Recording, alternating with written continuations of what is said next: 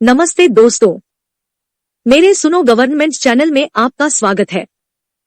मैं हूं अनीता चौहान, पत्नी Shri Prempal Singh Chauhan, deputy manager, National Fertilizers Limited, Nangal. आज के वीडियो में एम्प्लॉइज पेंशन स्कीम से संबंधित एक नई जानकारी देने के लिए मैं आप सबको मेरे हस्बैंड श्री प्रेमपाल सिंह चौहान से मिलवाती हूं, जो इस विषय के जानकार है। तो चलते हैं। दोस्तों नमस्कार, उम्मीद करता हूं आप सब लोग अच्छे से होंगे। दोस्तों ये व्हाट्सएप नंबर दिया हुआ है, आप इस पे अपना मैसेज भेज सकते हैं। दोस्तों ये मिस्टर मनी हैं जिन्होंने आज का एग्जाम्पल मुझे भेजा है और मैंने अपने कैलकुलेटर में इनके जो डाटा है वो फीड कर लिया है। ठीक है जी, ये इन्होंने इनका डाटा मैंने अपने कैलकुलेटर में फीड कर लिया है और अब हम ज्यादा टाइम न लगाते हुए सीधे चलते हैं टेबल 1 के एंड में, जिससे हम टेबल 1 के एंड में चल के और इनकी फिगर, इनको क्या जमा करना पड़ेगा। देखिए ये मैंने मंथली कैलकुलेट किया है, लेकिन मंथली कैलकुलेट करने के बावजूद भी सबका इंटरेस्ट यही होता है कि आप तो फाइनल फिगर बताइए और हमें क्या करना पड़ेगा। तो ये फाइनल फिगर है, इन्होंने ये इनका टोटल वेज है, ये इनका 8.33% आता है। 24,293 इनको 1.16% जमा करना पड़ेगा एंड ये 1,64,719 ये इन्होंने आज तक ईपीएफओ में जमा किया है।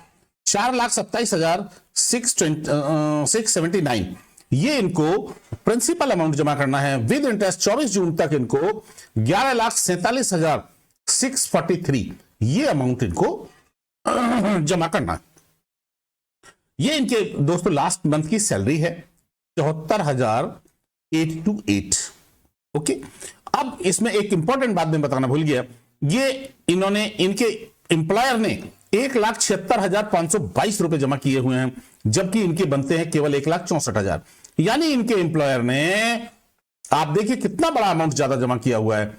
12,000 रुपए, 12,000 रुपए बहुत बड़ी रकम होती है कि 12,000 रुपए आपने कैसे जमा कर दिए और क्यों जमा कर दिए। तो इनके एम्प्लॉयर ने इतना, इसमें डिफरेंस आता है। जो ये पूरा अमाउंट है उन्हें 12,000 जमा करने के लिए आपको कैसे, आप देख पाएंगे कि उन्होंने किस तरह इनका अमाउंट ज्यादा जमा किया है। होना चाहिए था कितना और किया गया है कितना। ठीक है जी, ये कंट्रीब्यूशन इनको ज्यादा पे किया गया है। यहां इनका कम अमाउंट बनता था, जहां इनका कम अमाउंट बनता था वहां भी इनको ज्यादा अमाउंट पे कर दिया गया है। तो चलिए, ये मिस्टर मनी आप ये याद रखिएगा, जब आपके पास डिमांड लेटर आए तो वो डिमांड लेटर हमारे इस लेटर से मैच कर रहा है या नहीं। ये 12,000 रुपए आपके यदि वो एडजस्ट कर देंगे तभी ये बनेगा, वरना ये 12,000 रुपए लगभग यहां पे ज्यादा हो जाएगा। जो 11,37,000 है वो लगभग 11,50,000 हो जाएगा जून तक। अब हम टेबल 2 में चलते हैं। टेबल 2 में हमने इनकी जो है ये टेबल 1 की ही समरी बना दी है ताकि आपको देखने के लिए इजी रहे। टेबल 3 में, ये हमारी टेबल 3 है। टेबल 3 में हमने आपने जो पैसा जमा किया है उसकी वैल्यू निकाली है और उसकी वैल्यू इस टेबल 3 के एंड में मिलेगी। टेबल 4 में हमने एवरेज निकाला है आपके सभी जो 60 महीने का, 12 महीने का और 60 महीने का प्रेजेंट पेंशन के पॉइंट ऑफ व्यू से। तो देखते हैं इनका एवरेज कितना आता है। ये इनका 60 महीने का एवरेज आता है 61,582 रुपए और 12 महीने का एवरेज यानी 1/9/2014 से पहले वाला average pro rata point of view से 52,004 आता है और इनकी जो प्रेजेंट पेंशन के लिए इनका वेज आता है वो 12,187 रुपए आता है। और इसकी, इनके जो पैसे जो अभी तक डिपॉजिट हुआ है उसकी जो वैल्यू है ये भी यहां पे देखिए, ये हमने यहां कैलकुलेट कर लिए 7,07,235 रुपए इनकी वैल्यू आती है। कब तक? जून 24 तक। और इनको 2943 पेंशन मिल रही है, यानी इनकी कभी भी रिकवरी इनकी भी नहीं होगी। यदि हम हमारी टेबल में अभी जो हम प्रेजेंट टेबल देख रहे हैं उसमें 23 साल तक की जगह है। 23 साल तक यदि हम कैलकुलेट करके उसे देखते हैं, यानी 23 साल तक पूरा हम कैलकुलेट करके देखते हैं, ये लगभग 278 महीने, 278 लाइनें हैं इसमें। इसलिए जितना ये कैलकुलेटर के हिसाब से जितना गैप आता है हमने उतने महीने तक दिया है, यानी 23 साल तक भी इनका रिकवरी नहीं होगा। दोस्तों ये तो रही इनकी अभी तक की बात। अब हम इनकी पेंशन कैलकुलेट करते हैं। इनका जो डेट ऑफ बर्थ है वो 60 है, 2 जनवरी 60 है, और इन्होंने 30 अगस्त 87 को जॉब शुरू किया है, और इन्होंने इस तरह 1 जनवरी 18 को ये रिटायर हुए हैं, और इनकी जो पुरानी पेंशन का कंपनसेशन बनता है वो 480 रुपए बनता है। ठीक है जी। अब हम इनकी प्रेजेंट पेंशन देखते हैं। ठीक है, इनकी जो प्रेजेंट पेंशन है वो कैलकुलेट होके आती है। देखिए, इनकी प्रेजेंट पेंशन हमारी कैलकुलेट होके आती है 2993 रुपए, और इनको मिल रही है 2943 रुपए, तो यानी 50 रुपए इनको पेंशन कम मिल रही है। जबकि हमारा और इनका, इन्होंने क्या किया है, इनके केस में ईपीएफओ ने इनका एवरेज कम किया गया है, इसीलिए इनकी, बाकी हमारे दिन वगैरह बिल्कुल ठीक है, इसीलिए इनकी पेंशन 50 रुपए मेरे हिसाब से कम बनती है। तो आप अपना ईपीएफओ से इंक्वायर करें कि 50 रुपए आपको पेंशन क्यों मिल रही है, कम क्यों मिल रही है। ठीक है जी। अब 60 महीने की पेंशन की यदि मैं बात करता हूं आपसे, तो आपका ये 60 महीने का एवरेज आता है 61,582 रुपए, और आपकी पेंशन बनती है 21,719। और प्रोरेटा पे बात करें तो प्रोरेटा पे इनकी पेंशन बनती है, सेम चीज लगाते हुए, 18,875 रुपए, यानी लगभग 3,000 इनकी पेंशन कम हो रही है। ठीक है जी।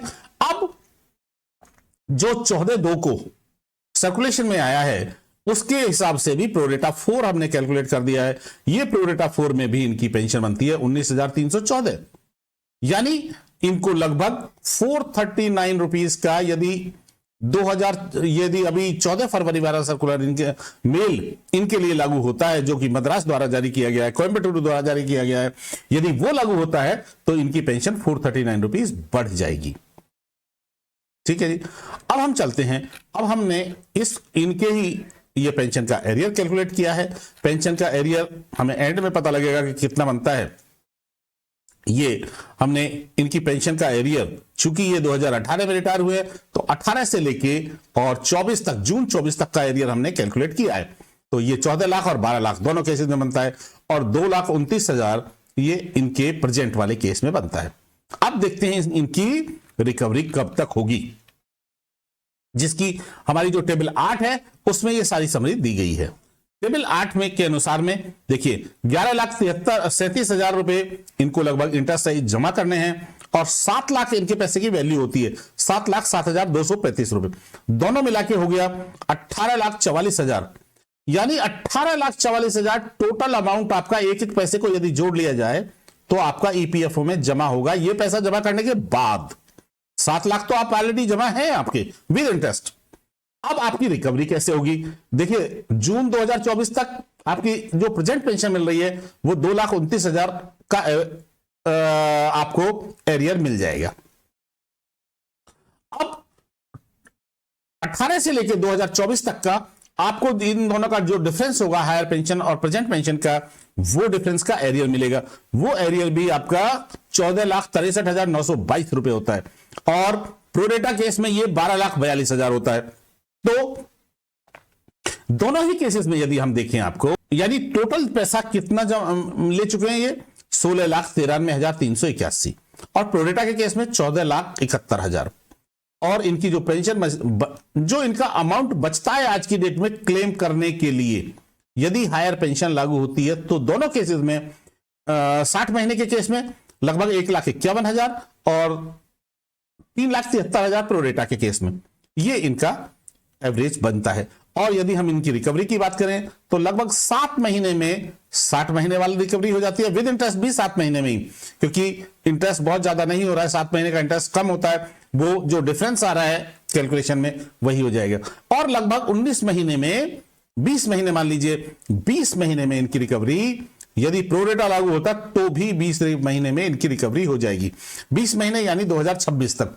2026 के बाद इनको जो पेंशन मिलेगी वो इनको फ्री पेंशन या बोनस के रूप में मिलेगी, और इनकी विद इंटरेस्ट 7% इंटरेस्ट यदि हम बात करें तो ये 21 महीने में लगभग इनको रिकवरी हो जाएगी। तो आप जो मेन फरवरी वाला सर्कुलर है, उससे मिस्टर मनी को 439 रुपीज का फायदा होगा। तो आज के लिए इतना ही। बहुत बहुत धन्यवाद, मिलते हैं अगले वीडियो में। आज की यह वीडियो आपको कैसी लगी कमेंट करके जरूर बताएं। इस वीडियो को देखने के लिए धन्यवाद। लाइक और सब्सक्राइब करें, बेल आइकॉन जरूर दबाएं।